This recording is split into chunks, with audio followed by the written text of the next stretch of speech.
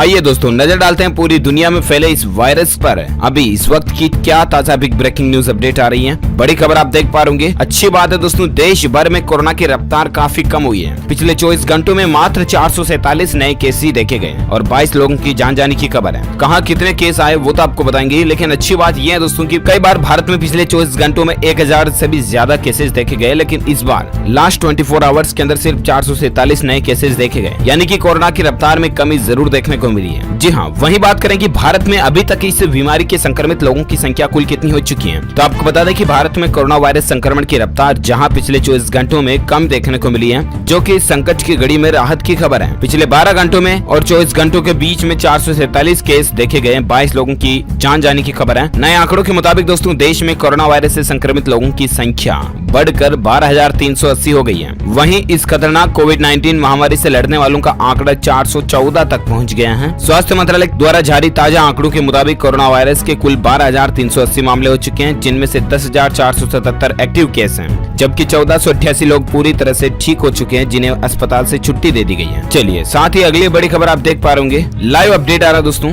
Germany में देखिए एक दिन में 315 मरीजों की जान जाने की खबर है। 2866 संक्रमित मामले बढ़ चुके हैं। ऑस्ट्रेलिया में कम से कम 4 हफ्ते और भी लॉकडाउन लगा रहेगा। इंटरनेशनल न्यूज को लेकर ये अपडेट आप देख पा रहे होंगे, जहां दुनिया भर में कोरोना वायरस का कहर अभी भी जारी है। अब तक संक्रमण से दुनिया भर में पूरे विश्व में दोस्तों 1,34,000 से भी ज्यादा लोगों की जान जाने की खबर है, जबकि टोटल संक्रमित लोगों की संख्या 20,80,000 को पार कर चुकी है। वहीं दूसरी तरफ अमेरिका में भी कोरोना वायरस से जान जाने वाले लोगों का आंकड़ा बढ़ता जा रहा है। यहाँ गुरुवार को संक्रमण होने से पहले मौत के आंकड़ों का रिकॉर्ड एक बार फिर से टूट गया था। पिछले 24 घंटों में 2600 लोगों की जान जाने की खबर है। चलिए साथ ही अगला अपडेट देख पा रहे होंगे दोस्तों। आज 23 नए संक्रमित मामले देखने को मिले हैं उत्तर प्रदेश में, और यूपी में टोटल संक्रमित लोगों की संख्या 779 तक पहुंच चुकी है। जहां देश के साथ साथ उत्तर प्रदेश राज्य में भी लगातार कोरोना वायरस के मरीजों में बढ़ोतरी दिखाई दे रही है। आज दोस्तों यूपी में 23 लोग पॉजिटिव पाए गए, जबकि आगरा में 1 लोग की मौत हो गई। पूरे उत्तर प्रदेश में कोरोना से मरने वाले लोगों की संख्या 13 हो चुकी है, जबकि पूरे यूपी में संक्रमित लोगों की संख्या 779 तक पहुंच चुकी है। वहीं इसके अलावा अपडेट देख सकते हैं कि कोरोना वायरस को लेकर राहुल गांधी ने कहा कि लॉकडाउन कोरोना का इलाज नहीं है। जी हाँ, राहुल गांधी के बयान देखिए आप कि लॉकडाउन कोरोना का इलाज है ही नहीं। तो जरा सोचिए दोस्तों कि अभी तक कोरोना का इलाज मिला ही नहीं, क्या उसमें कुछ ना करने से बेटर लॉकडाउन लगाना सही नहीं है? क्या भारत सरकार द्वारा लिया गया फैसला सही नहीं है? आपको क्या लगता है, आपकी क्या राय है? आप मुझे नीचे कमेंट करके जरूर बताइएगा। लेकिन इससे पहले आपको बता दें दोस्तों कि राहुल गांधी की तरफ से क्या बयान निकल कर आ रहा। जी हाँ, तो राहुल गांधी ने कहा दोस्तों कि भले ही विदेशों में कोरोना वायरस का असर ज्यादातर बुजुर्गों पर हो रहा है, लेकिन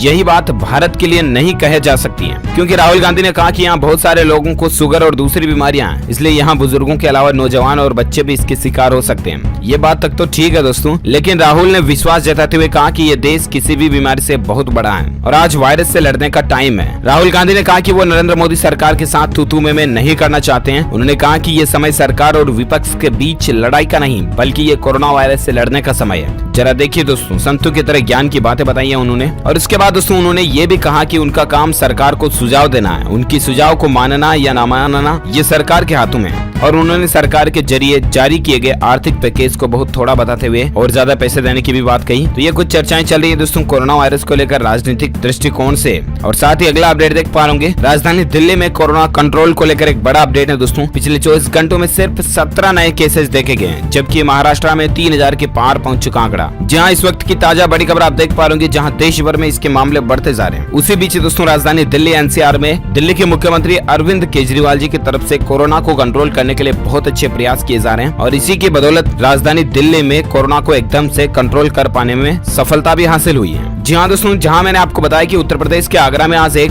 व्यक्ति की कोरोना संक्रमण के चलते मौत हो गई। यहाँ गुरुवार को 19 लोग संक्रमित भी पाए गए थे। दूसरी तरफ गुजरात में आज 3 कोरोना मरीजों की जान चली गई है। यहाँ गुरुवार को ही 105 नए मामले सामने देखने को मिले हैं, और इसके साथ ही गुजरात राज्य में अब तक टोटल 871 संक्रमित लोग हो चुके हैं। वहीं कर्नाटक की बात करें तो यहाँ पर भी आज एक बुजुर्ग की मौत हो चुकी है। वहीं महाराष्ट्र देश का पहला ऐसा राज्य बन गया जहाँ अब तक 3000 लोग कोरोना की चपेट में आ चुके हैं, यानी कि पूरे देश के सभी राज्य 1 तरफ है और 1/4 में यानी कि 1/4 हिस्से में केवल महाराष्ट्र राज्य है। आपको पता होगा इतना ज्यादा आंकड़ा चल रहा है। यहाँ पर सरकार को बहुत ज्यादा कुछ करने की जरूरत है। और इसी बीच अच्छी खबर ये है दोस्तों कि दिल्ली में आज सिर्फ और सिर्फ 17 ही नए मामले दर्ज हुए हैं। दिल्ली के स्वास्थ्य मंत्री ने कहा कि राजधानी में कोविड-19 पॉजिटिव केसों में 68% वे लोग हैं जिन्होंने तबलीगी जमात के मरकज इवेंट में हिस्सा लिया था। उन्होंने कहा कि पिछले 24 घंटों में सिर्फ 2 लोगों की मौत हुई है। कुल दिल्ली के अंदर केस की बात करें तो 1578 लोग हैं, जिनमें से 1080 मरकज से जुड़े हैं। जरा देखिए दोस्तों, ये तबलीगी जमात वाले ये लोग अगर बीच में नहीं आते तो आज पूरे भारत में आंकड़ा शायद इतना ज्यादा रफ्तार से नहीं बढ़ा होता और हम बहुत ज्यादा कंट्रोल कर चुके होते कोरोना को। और ऐसे में अब आप समझ गए होंगे ये तबलीगी जमात के जो लोग थे, इन्होंने दोस्तों सरकार के प्रयासों का खंडन तो किया ही, साथ में देश हित के लिए भी बिल्कुल काम नहीं किया। अब इनके बारे में आप क्या कहना चाहेंगे, आप मुझे नीचे कमेंट करके दो।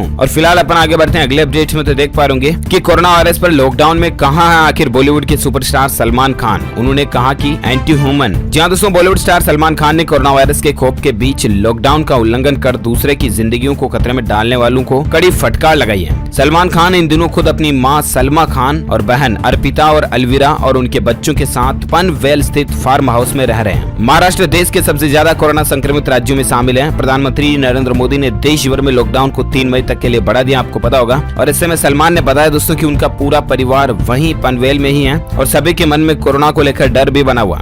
तकरीबन 10 मिनट के इस वीडियो में सलमान खान ने लॉकडाउन के दौरान फार्म हाउस के अपने अनुभवों को साझा भी किया। उन्होंने बताया कि कैसे वे 5 से 6 किलोमीटर दूर अपने जानकार से सब्जियां खरीद रहे हैं। ऐसे में उनके कर्मचारी ने रास्ते में एक पुलिस वाले से बात करते हुए मास्क उतार दिया और फिर उसे डांट भी पड़ी। और इसके बाद सलमान ने कहा दोस्तों कि मैंने उससे कहा कि ये जो आपको मना किया गया था करने को, आपने वही क्यों किया। ये कुछ चर्चाएं चल रही है दोस्तों। इसके अलावा सलमान खान ने कोरोना मरीजों के बारे में भी बात की और कहा कि उनका दर्द न समझ पाना वाकई में अमानवीय और असंवेदनशीलता है। सलमान ने लॉकडाउन तोड़ने वालों को कड़ी फटकार भी लगाई और लोगों से घरों में रुके रहने की ही अपील की है। तो प्लीज दोस्तों आपसे रिक्वेस्ट है कि सरकार 3 मई तक लॉकडाउन को बढ़ा चुकी है, तब तक आप घर से बाहर ना निकले। जहाँ कहीं भी जाना है, ननिहाल, ससुराल, गाँव वगैरह जहाँ कहीं भी आपको जाना है, कहीं पर भी आप घरों में ही रुके रहें, ये ज्यादा बेहतर होगा। और साथ ही फिलहाल दोस्तों अगला अपडेट देख पा रहे कि कोरोना वायरस संकट के बीच चीन की शर्मनाक हरकत देखिए दोस्तों, भारत को घटिया पीपीई किट सप्लाई की है। जी हाँ दोस्तों, देश में पर्सनल प्रोटेक्टिव इक्विपमेंट यानी कि पीपीई की कमी की समस्या से कोई राहत मिलती नहीं दिख रही है। इस मामले से वाकिफ एक शख्स ने बताया कि दोस्तों चीन से हमने जो कुछ पीपीई किट इंपोर्ट किए थे ना, यानी कि चीन से मंगवाए थे, वो भी घटिया क्वालिटी की चाइना ने हमको भारत में भेजे हैं। 5 अप्रैल तक भारत में चीन से 1,70,000 पीपीई किट आए थे।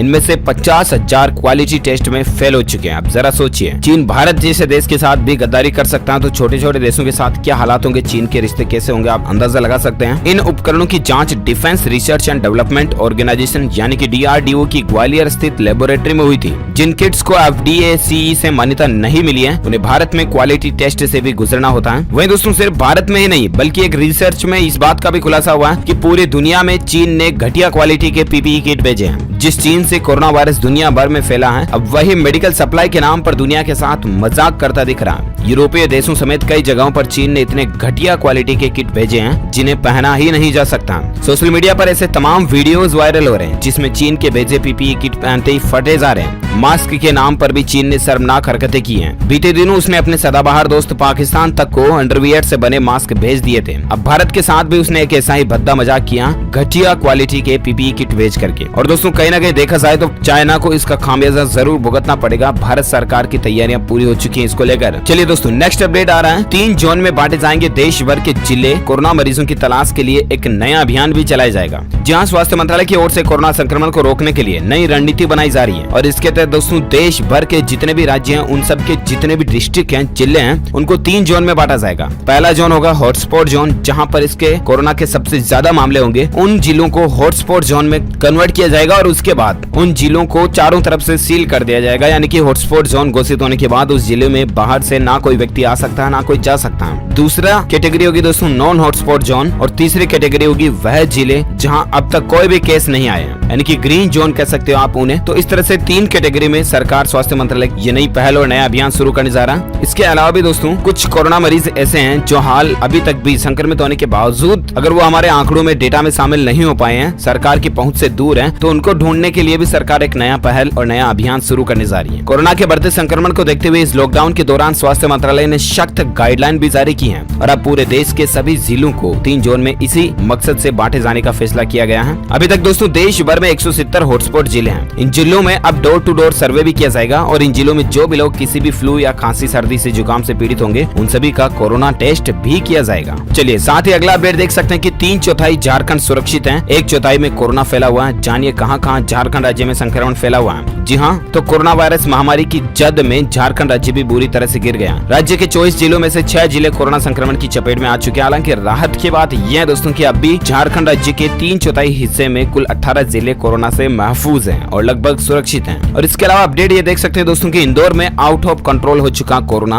आखिर कितने खतरनाक हालात बने हुए हैं इंदौर में, तो आइए आपको बताते हैं। जी हाँ, तो दरअसल मध्य प्रदेश राज्य के इंदौर सिटी में भी कोरोना के मामले बहुत ज्यादा बढ़ते जा रहे हैं और इसके कारण लगातार वहाँ के हालात बिगड़ते जा रहे हैं। पिछले 12 घंटे के अंदर दोस्तों अकेले इंदौर के अंदर कोरोना के 150 से ज्यादा नए केसेस देखे गए हैं। मुंबई, दिल्ली, जयपुर के बाद इंदौर ही देश का ऐसा शहर है जो कि कोरोना की जंग से सबसे ज्यादा लड़ रहा है। मध्य प्रदेश में कोरोना के जितने भी केस आए हैं दोस्तों उनमें से 50% से भी ज्यादा तो केवल और केवल इंदौर के हैं। और साथ ही अगला अपडेट देख सकते हैं। अच्छी बात यह दोस्तों कि 8 राज्यों में कोरोना के 10 से भी कम मरीज अवेलेबल हैं। अभी भी हमारे भारत के कई सारे ऐसे राज्य हैं जिनमें बिल्कुल भी इस तरह के केसेस नहीं है। 15 राज्यों में 50 से भी कम केस हैं। आखिर किन राज्यों में कितना डेटा चल रहा है, तो इसको लेकर ज्यादा डिटेल्स आप स्क्रीन पर भी देख सकते हैं दोस्तों। 50 से कम केस वाले राज्यों की बात करें तो वहाँ कौन कौन से राज्य हैं और इन राज्यों में 10 से कम केस हैं। अरुणाचल प्रदेश में केवल 1 कोरोना संक्रमित है, मणिपुर में 2, मेघालय में 7 लोग, मिजोरम में 1 मरीज, नागालैंड के आंकड़ों की बात करें तो 0 से आगे नहीं बढ़ने दिया। त्रिपुरा में 2 मरीज हैं जिसमें से 1 ठीक हो चुका है। पंडिचेरी में 7 मरीज मिले हैं और गोवा में भी सिर्फ 7 ही संक्रमित लोग मिले हैं जिसमें से भी 5 ठीक हो चुके हैं, 2 का इलाज चल रहा है। 50 से कम के डेटा जिन राज्यों में शामिल हैं उनमें शामिल है दोस्तों अंडमान निकोबार, असम, चंडीगढ़, छत्तीसगढ़, गोवा, हिमाचल प्रदेश, झारखंड, लद्दाख, मणिपुर, मेघालय, मिजोरम, नागालैंड, पंडिचेरी, त्रिपुरा और उत्तराखंड। यानी कि ये राज्य अभी तक भी काफी कंट्रोल में है कोरोना के प्रकोप से। हालांकि दोस्तों अभी भी भारत में पीएम मोदी सरकार की तरफ से लॉकडाउन को बढ़ाया गया, ये बहुत ही अच्छा किया गया ताकि इन कंट्रोल्ड राज्यों के अंदर कोरोना को बिल्कुल ही खत्म किया जा सके।